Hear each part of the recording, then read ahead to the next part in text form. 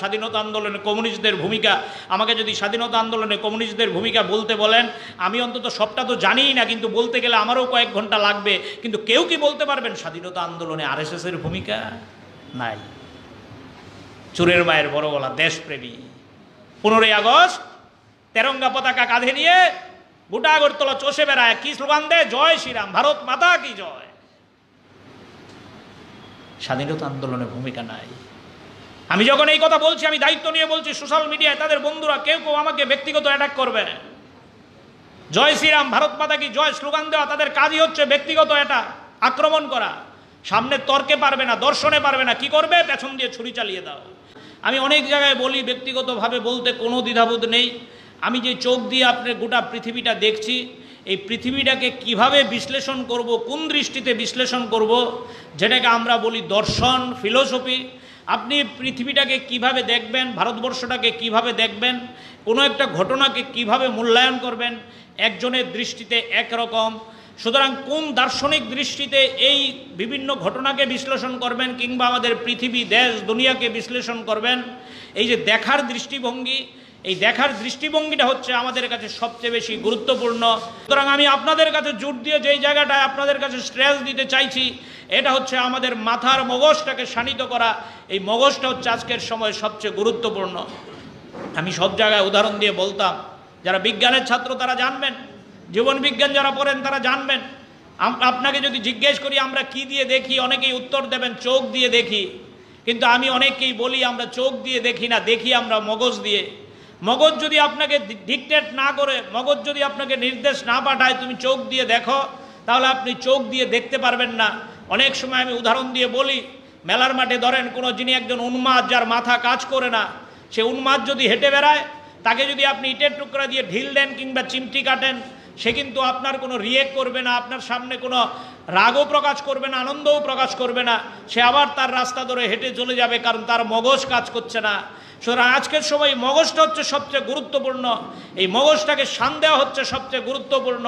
আমি আপনাদের কাছে বিনয়ের সহিত বলবো, আমাদের দেশে স্বাধীনতার পর 2014 সালে যেই সরকারটা প্রতিষ্ঠিত হয়েছে, এটা কোনো রাজনৈতিক দলের সরকার না। অনেকে ভাববেন এ কি কথা বলছেন, দায়িত্ব নিয়ে বলছি, এটা কোনো রাজনৈতিক দলের সরকার না।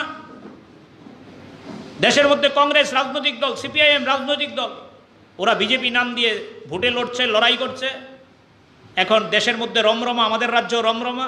কিন্তু আমি যেটা বলতে চাইছি, আপনাদের কাছে পরিষ্কার করতে চাইছি, আমার বলতে কোনো দ্বিধাবোধ নেই, BJP it's not A only political party. এটার জন্ম একটু জানতে হবে আপনাদের, আমি কথা বাড়াবো না। এমনিতে বিজেপির জন্ম হয়নি, কোনো রাজনৈতিক সংগ্রাম নেই, কোনো হিস্ট্রি নেই। আমাকে চ্যালেঞ্জ দিয়ে বলছি, এখানে বলেন তো, দেশের মধ্যে আজকে সবচেয়ে বড় দল, সবচেয়ে বেশি লোকসভায় সংখ্যাগরিষ্ঠ সিট পেয়েছে বেশি, বিজেপির লড়াই বলেন তো দেশের জন্য। স্বাধীনতার থেকে শুরু করুন, স্বাধীনতার পরে শুরু করুন, 60-এর দশক বলুন, 70-এর দশক বলুন, 80-এর দশক বলুন, 90-এর দশক বলুন, 2000 সাল বলুন, 2010 সাল বলুন, 21 সাল বলুন, বলুন আমাকে। আমি চ্যালেঞ্জ করছি, সোশ্যাল মিডিয়ায় আমার কথা ভাইরাল হচ্ছে নিশ্চয়ই। আপনারা কি জানি বলেন তাদেরকে, ভক্ত নাকি বলেন? বন্ধুরা, এই ভক্তদেরও বলবো, থাকলে উদাহরণ দিন বিজেপির রাজনৈতিক লড়াই। কি লড়াই করেছে দেশের জন্য? স্বাধীনতার সময় লড়াই নেই, হ্যাঁ লড়াই আছে। কি লড়াই?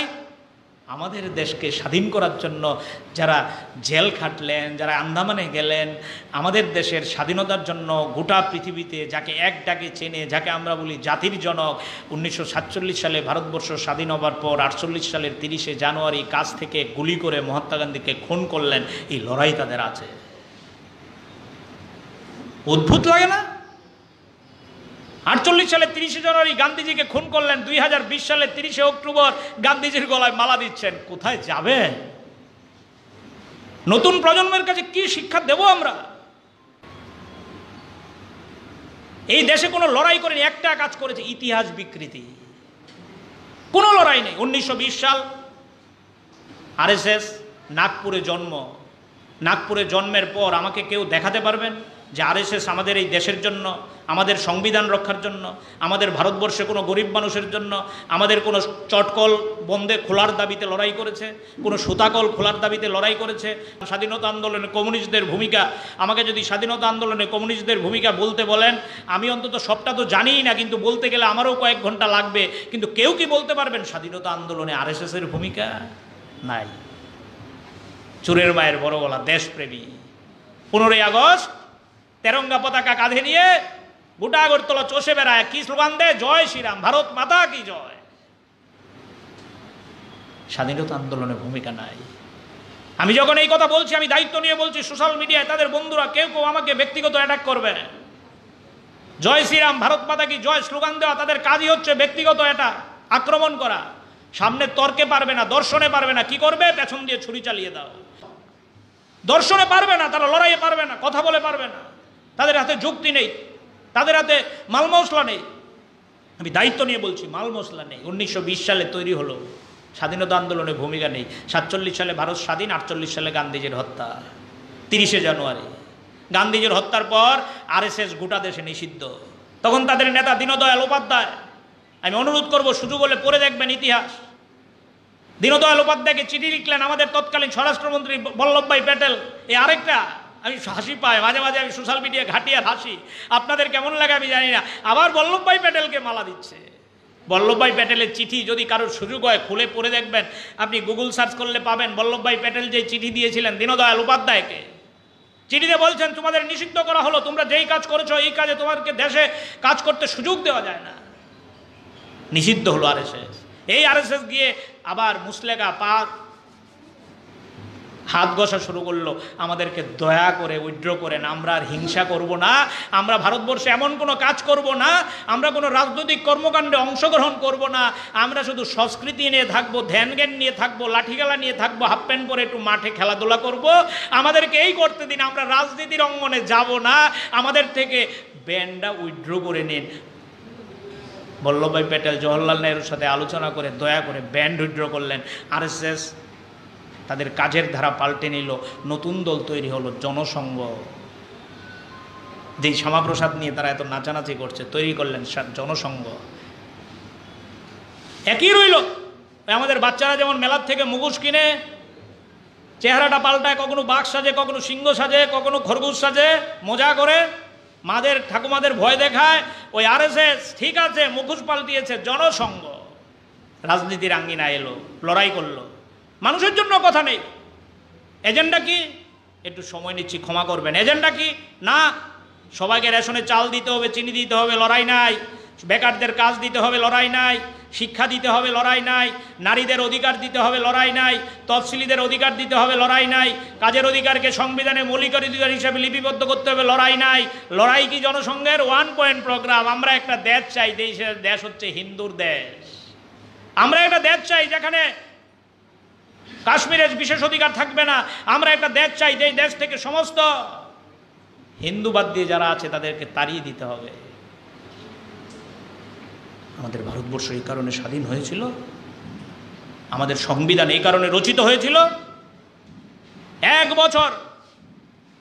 বছর 3 মাস 56 দিন সময় নিয়ে চর্চা করে সংসদে আমাদের আম্বেদকর সাহেবরাই সংবিধান তৈরি করেছিলেন, সংবিধানের মুখবন্ধ লিখেছিলেন। এই সংবিধানের মুখবন্ধর মধ্যে যে কথাগুলো আছে, আমাদের যে তেরঙ্গা ঝান্ডা আছে, এই তেরঙ্গা ঝান্ডার তারা বিরোধিতা শুরু করলেন, আমাদের সংবিধানের তারা বিরোধিতা শুরু করলেন। ইন্টারেস্টিং জায়গা। সংবিধান মানে না, তেরঙ্গা ঝান্ডা মানে না, আমাদের দেশের স্বাধীনতা আন্দোলন তারা মানে না। কি চায়? দেশকে অন্যরকম দেশ তৈরি করব, সংবিধানটাকে পাল্টে দেব, দুমড়ে মুচড়ে দেব। সেদিন থেকে কাজ শুরু করেছে জনসংঘ। এই জনসংঘ 1977 সালে জনতা দলের সরকারের সাথে যুক্ত হয়ে সরকারে মন্ত্রী হয়েছে 3 জন। ওখানে গিয়ে আবার লড়াই। এক দল বলছে এই সংবিধান যেভাবে আছে এবার আমরা সরকার চালাবো, তারা বলছে না, আমাদের কথা শুনতে হবে, সংবিধানের কিছু কথা পাল্টে দিতে হবে। লাগালাগি, মারামারি, ভিতরে সরকার ছেড়ে চলে এলেন জনসংঘ।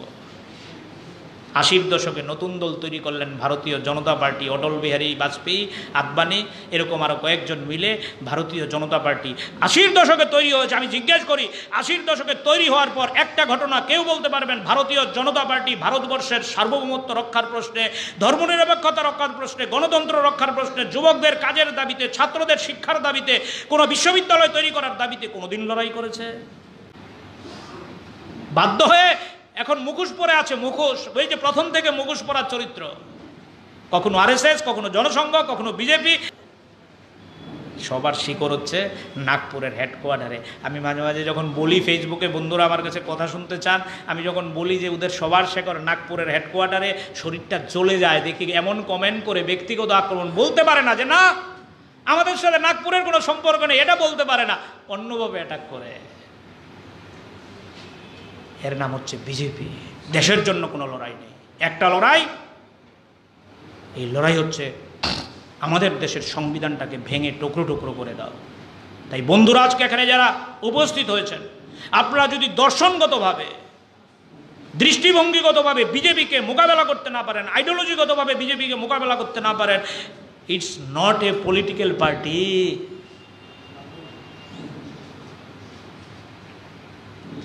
মগজ দিয়ে এই দলটাকে মোকাবেলা করতে হবে। সর্বশেষ তারা তাদের মাটি শক্ত করার জন্য তারা ভাবছে এই রাস্তায় তারা তাদের আরও বেশি তাদের শাখা প্রশাখা বিস্তার করার জন্য যেই রাস্তা বেছে নিয়েছে, সেই রাস্তার নাম হচ্ছে গণতন্ত্রের উপর আক্রমণ। কথা বলার স্বাধীনতা হরণ করে নাও। যেটা আমরা ক্লাস 6-7-এ যখন পড়তাম, বড় বড় করে আমার মনে আছে ইতিহাস বইতে বলতাম, কথা বলা মৌলিক অধিকার। আমরা অনেককে বন্ধুরা ফাজলামো করতাম, কথা বললে যদি রাগ হতো, কি রে কথা বলতো কি ট্যাক্স দিতে হইব, পয়সা লাগবে নি কথা বলতে, কথা বলতে তো ট্যাক্স দেওয়া লাগে না, ভারতবর্ষে একটাতেই ট্যাক্স লাগে না কথা কইতে। এখন আপনাকে কথা কইতে সবচেয়ে বেশি ট্যাক্স দিতে হয়। ট্যাক্স মানে জীবনের বিনিময়ে আপনাকে কথা বলতে হয়। নবারণের স্বাধীনতা নেই ডুকলি বাজারে দাঁড়িয়ে কথা বলার। হুমকি দিচ্ছে, জিপ টেনে ছিঁড়ে নেবো, তোমাকে খুন করে দেবো, তোমাকে জেলে পুড়িয়ে দেবো। কামানচৌমনিতে গিয়ে দাঁড়িয়েছে কর্মসূচি করার জন্য, ঠেলে গাড়িতে তুলে জেলে পাঠিয়ে দিল, সারাদিন মাঠে রেখে দিল। বনমালীপুরে রক্তদান শিবিরের আয়োজন করেছি, রাত্রে টেলিফোন করে ধমকাচ্ছে, যদি এখানে মানিক সরকার আসে পরের দিন থেকে পার্টি অফিস জ্বালিয়ে দেবো। সত্যি সত্যি জ্বালিয়ে দিল। জীবনের বিনিময় না, কথা বললে ট্যাক্স দিতে হচ্ছে না আপনাকে। উপনির্বাচন, লোকসভার নাম বলবো না, বসে আছে নতুন নগরের কমরেড, রাত্র 12টা বাজে টেলিফোন করে, চমলদা বাড়িতে মুহুর্মুহুর ইট পড়ছে, পুরো বাড়ি ঘেরাও করেছে, কি অন্যায়, আমি পুলিং এজেন্টের ফর্ম সই করেছি, বাঁচান। বলছি যখন বুকটা কেমন থরথর করছে, এর নাম ভারতবর্ষ। এই কারণে ক্ষুদিরাম, বিনয় বাদল, দীনেশ, মাতঙ্গিনী হাজরারা ভারতবর্ষকে স্বাধীন করেছিলেন। রবীন্দ্রনাথ ঠাকুর গোড়া উপন্যাস তৈরি করেছেন। এই কারণে সত্যজিৎ রায় সিনেমার মধ্য দিয়ে মানুষের কথা বলার অধিকারকে প্রতিষ্ঠা করেছেন। এই কারণে নজরুল একই বৃন্তে দুটি কুসুম হিন্দু মুসলমান তৈরি করেছেন। এই কারণে সুকান্ত 18 বছর লিখেছেন।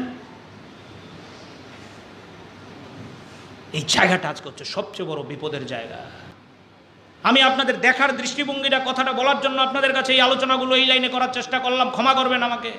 অনেকে বলবেন রাজ্য নিয়ে, মুখ্যমন্ত্রী নিয়ে, স্বাস্থ্যমন্ত্রী নিয়ে, স্বাস্থ্য দপ্তর নিয়ে কিছু বললেন না। কেন বলবো বন্ধুরা সব দেখছেন চোখের সামনে, সব দেখছেন প্রতিদিন জীবন অভিজ্ঞতায়। আমি সব জায়গায় বলতাম মানুষের কাছে জীবন অভিজ্ঞতা হচ্ছে সবচেয়ে বড় সম্পদ। যেই মানুষ জীবন অভিজ্ঞতা চিনে, তাকে বক্তৃতা করে বোঝাতে হয় না। বক্তৃতা করলে আপনাদের কাছে বোর লাগবে, আপনারা বলবেন অমলদা এই কথাগুলো কেন বলছে। রাজ্য পরিস্থিতি আপনাদের চোখের সামনে। বিপদটা হচ্ছে আজকে আমাদের গণতন্ত্র আক্রান্ত, কথা বলার অধিকার আক্রান্ত। শর্টকাট কোনো রাস্তা নেই, লড়াই ছাড়া কোনো বিকল্প নেই। ইতিহাসে, পৃথিবীতে এমন কোনো জায়গা নেই। আমাদের রাজ্যের মুখ্যমন্ত্রী আমাদের যাই শিখাক, আমরা যাই শিখি না কেন, আমাদের রাজ্যের মুখ্যমন্ত্রী লড়াই দরকার নেই বলে যাই বলুক না কেন, কিন্তু আমি আপনাদের কাছে বলছি ইতিহাস থেকে শিক্ষা নিয়ে লড়াই ছাড়া আমাদের কাছে কোনো বিকল্প নাই।